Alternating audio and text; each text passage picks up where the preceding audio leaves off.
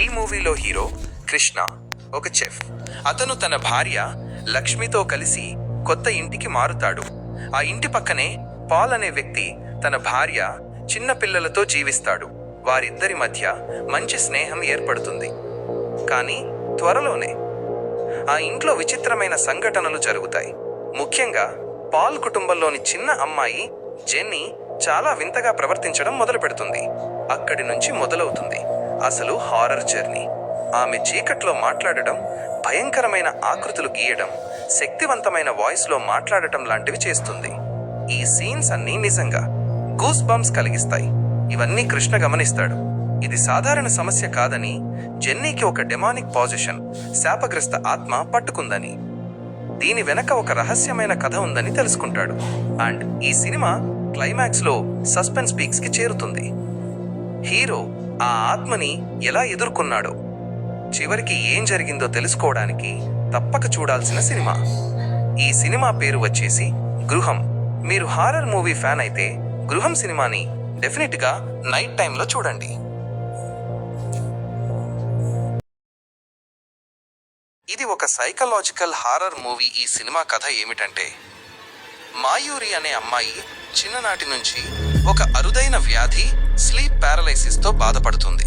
రాత్రిళ్ళు నిద్రలో ఉన్నప్పుడు ఆమె కదలలేకపోతుంది. కానీ ఒక దెయ్యం లాంటి ఆత్మ తనని వెంటాడుతుందనే అనుభూతి వస్తుంది. ఈ అనుభూతులు కేవలం కల, లేక నిజంగానే ఏదైనా అతీంద్రియ శక్తి ఉందా అనేది కథలో సస్పెన్స్. నయనతార పాత్రలో వచ్చే రాత్రిపూట భయపెట్టే సన్నివేశాలు చాలా రియలిస్టిక్గా చూపించారు. మీకు నిజ జీవితంలో హారర్ అనుభూతిని కలిగించే సినిమాలు ఇష్టమైతే మాయూరి సినిమా తప్పక చూడాలి. ముఖ్యంగా నయనతార నటన ఈ సినిమాలో హైలైట్.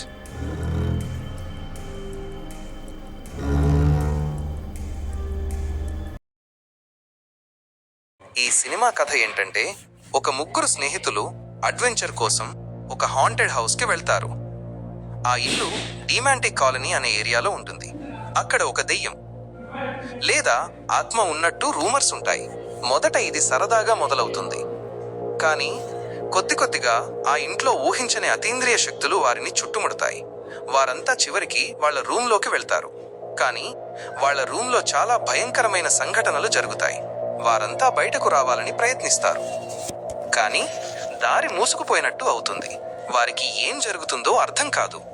చివరికి వారిలో ఎవరు బ్రతికారు, ఎవరు దెయ్యం బారిన పడ్డారు అనేది క్లైమాక్స్లో రివీల్ అవుతుంది. ఎక్కువగా ఒకే ఇంట్లో సెట్ చేసిన హారర్, చాలా రియలిస్టిక్గా ఉంటుంది. ఈ సినిమా పేరు వచ్చేసి డిమాంటిక్ కాలనీ. మీకు హాంటెడ్ హౌస్లో నిజమైన హారర్ ఫీల్ కావాలంటే డిమాంటిక్ కాలనీ సినిమా తప్పక చూడాలి. ఇది హాలీవుడ్ లెవెల్ హారర్ ఫీల్ ఇచ్చే తెలుగు మూవీ.